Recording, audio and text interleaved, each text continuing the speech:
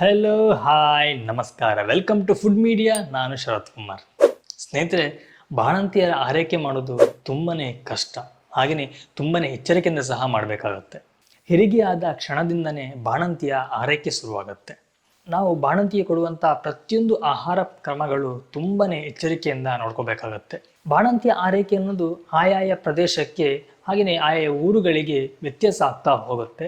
ನಾವು ಇಲ್ಲಿ ಮಾಡುವಂತಹ ಆರೈಕೆಗೂ ಸ್ವಲ್ಪ ಬೇರೆ ಕಡೆ ಅನ್ನೋದು ನಾರ್ತ್ ಕರ್ನಾಟಕದಲ್ಲಿ ಮಾಡುವಂತಹ ಆರೈಕೆಗೂ ತುಂಬನೇ ಡಿಫ್ರೆನ್ಸ್ ಇರುತ್ತೆ.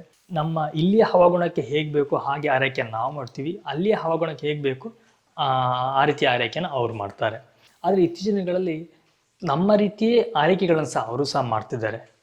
ಈ ಬಾಣಂತಿ ಆರೈಕೆ ಅನ್ನೋದು ತುಂಬನೇ ಮಹತ್ವಪೂರ್ಣವಾದ್ದು ಸಹ ಹೌದು. ನಾವು ತಾಯಿಗೆ ಕೊಡುವಂತಹ ಆಹಾರ ಕ್ರಮದಿಂದ ಅದರ ಪರಿಣಾಮ ಮಗುವಿನ ಮೇಲೆ ಸಹ ಬೀಳುತ್ತೆ.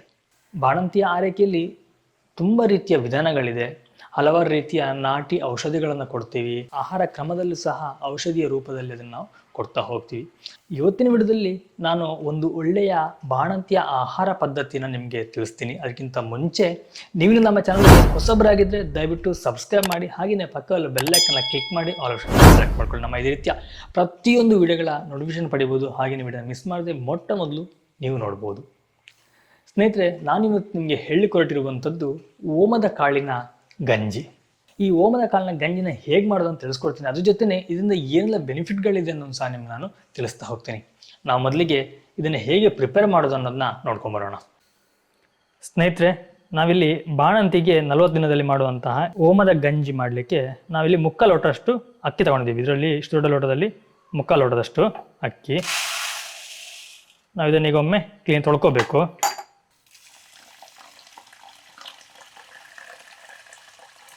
ನಾವಿವಾಗ ಈ ಅಕ್ಕಿಯನ್ನು 2 ಸಲ ಕ್ಲೀನಾಗಿ ತೊಳ್ಕೊಂಡಿದ್ದೇವೆ.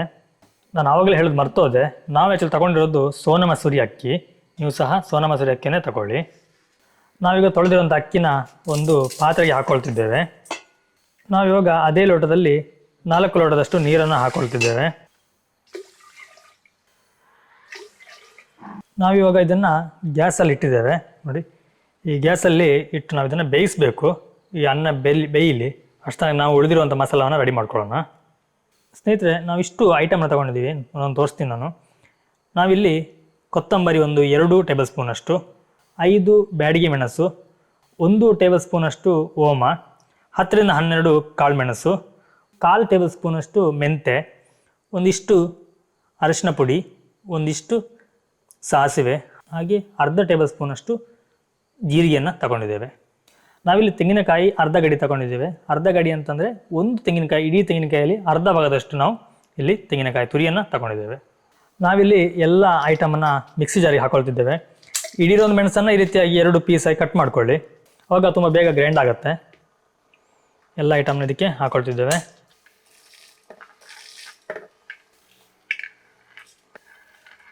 ನಾವು ಇವಾಗ ತೆಂಗಿನಕಾಯಿ ಹಾಕದೇನೆ ಇದನ್ನು ಈಗ ಒಂದು 2 ರೌಂಡು ಕಡಿಯುವ. ಆವಾಗ ನಮಗೆ ತುಂಬ ಬೇಗ ಅದು ಪುಡಿ ಆಗ್ತದಲ್ಲ, ಅದಾದಂದ್ರೆ ನಾವು ತೆಂಗಿನಕಾಯನ್ನು ಸೇರಿಸ್ಕೋಬೋದು. ನೋಡಿ, ಈಗ ನಾವು ಸ್ವಲ್ಪ ಅದನ್ನು ನುಣ್ಣಗೆ ಮಾಡ್ಕೊಂಡಿದ್ವಿ, ತುಂಬ ಅಲ್ಲ. ಈಗ ಇದಕ್ಕೆ ನಾವು ತೆಂಗಿನಕಾಯಿ ತುರಿಯನ್ನು ಹಾಕೋಬೇಕು. ನೋಡಿ, ಮಸಾಲ ಎಷ್ಟು ಸಾಧ್ಯನೋ ಅಷ್ಟು ನುಣ್ಣಗಾಗಲಿ. ನೋಡಿ, ಇಷ್ಟು ನುಣ್ಣಗಾಗಿದೆ. ಇದರಲ್ಲಿ ಯಾವುದು ಬೇಗ ನುಣ್ಣಗಾಗೋದಿಲ್ಲ ಅಂತಂದರೆ ನಾವು ಹಾಕಿರುವಂತಹ ಓಮ, ಅದು ತುಂಬ ಲೇಟ್ ಆಗುತ್ತೆ. ನೋಡಿ, ಇಲ್ಲಿ ಕಾಣ್ತಿರ್ಬೋದು ಓಮ ಎಲ್ಲ, ಅದು ಸ್ವಲ್ಪ ನಿಮಗೆ ಲೇಟ್ ಆಗುತ್ತೆ. ಸಾಧ್ಯ ಆದಷ್ಟು ನೀವು ಅದನ್ನು ನುಣ್ಣಗಾಗಿ ರುಬ್ಕೊಳ್ಳಿ. ನೋಡಿ, ಈಗ ಗಂಜಿ ಬೆಂದಿದೆ. ನಾವಿಟ್ಟಂಥ ಅಕ್ಕಿ ಗಂಜಿ ಆಗಿದೆ. ಈಗ ನಾವು ಇದಕ್ಕೀಗ ರುಚಿಗೆ ಎಷ್ಟು ಬೇಕೋ ಅಷ್ಟು ಉಪ್ಪನ್ನು ಹಾಕ್ಕೊಳ್ತಿದ್ದೇವೆ. ನಾವು ಇದಕ್ಕೀಗ ಓಲೆ ಬೆಲ್ಲ ಅಂತ ತಗೊಳ್ತಿದ್ದೇವೆ. ಸುಮಾರು ಒಂದು ಫುಲ್ಲು, ಒಂದು ಅರ್ಧ, 1.5 ಅಷ್ಟು ನಾವು ಓಲೆ ಬೆಲ್ಲವನ್ನು ಹಾಕ್ಕೊಳ್ತಿದ್ದೇವೆ. ನಾವಿವಾಗ ಮೊದಲಿಗೆ ಒಂದು ಬೆಲ್ಲವನ್ನು ಹಾಕ್ಕೊಂಡಿದ್ದೇವೆ. ಅದು ನೋಡುವ, ಒಂದು ವೇಳೆ ನಮಗೆ ಸಿಹಿ ಬೇಕು ಅಂತ ಅನಿಸಿದ್ರೆ ಆಮೇಲೆ ಹಾಕ್ಕೊಂಡ್ರೆ ಆಯಿತು. ಇದಕ್ಕೀಗ ನಾವು ಆವಾಗಲೇ ರುಬ್ಬಿಟ್ಟಂಥ ಮಸಾಲವನ್ನು ಹಾಕ್ಕೊಳ್ತಿದ್ದೇವೆ.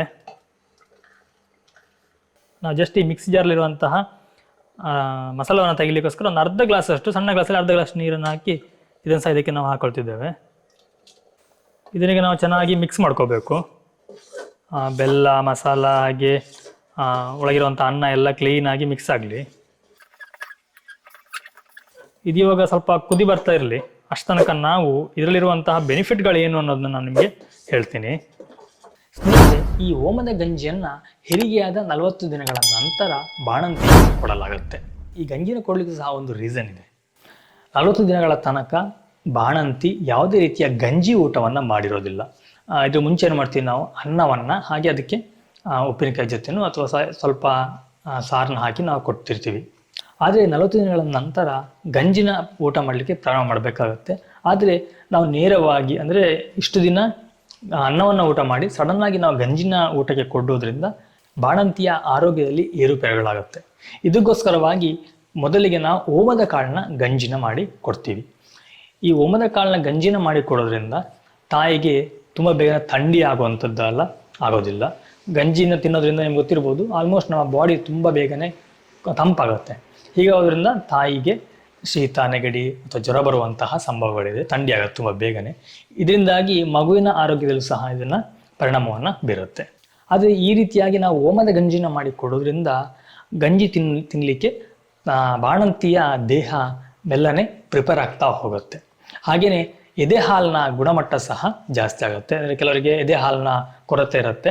ಈ ರೀತಿ ಗಂಜಿ ಮಾಡಿ ತಿನ್ನೋದ್ರಿಂದ ಎದೆ ಹಾಲಲ್ಲೂ ಸಹ ಇಂಪ್ರೂವ್ಮೆಂಟ್ ಸಿಗುತ್ತೆ. ಈ ರೀತಿ ನೀವು ಗಂಜಿ ಮಾಡಿ ಸುಮಾರು 1 ವಾರಗಳ ಕಾಲ ಕೊಡ್ತಾ ಬನ್ನಿ. ಆ ನಂತರ ನಾವು ಮಾಮೂಲಿಯಾಗಿ ಗಂಜಿನ ಸಹ ಕೊಡಬಹುದು.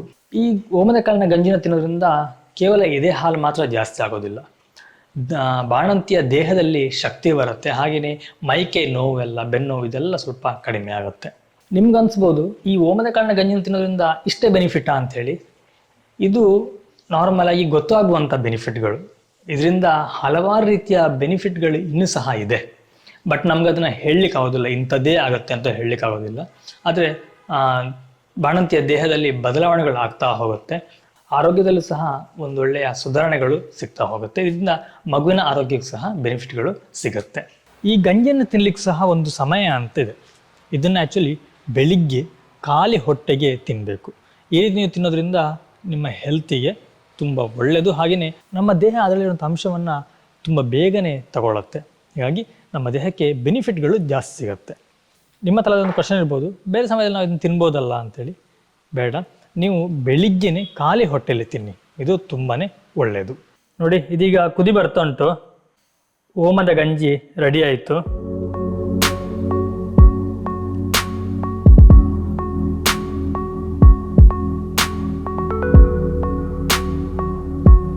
ಸ್ನೇಹಿತರೆ, ನೋಡ್ರಲ್ಲ, ಇದಿಷ್ಟು ಓಮ ಕಾಳಿನ ಗಂಜಿ ಮಾಡುವಂಥ ಕ್ರಮ ಹಾಗೆ ಅದರ ಲಾಭಗಳಾಗಿತ್ತು.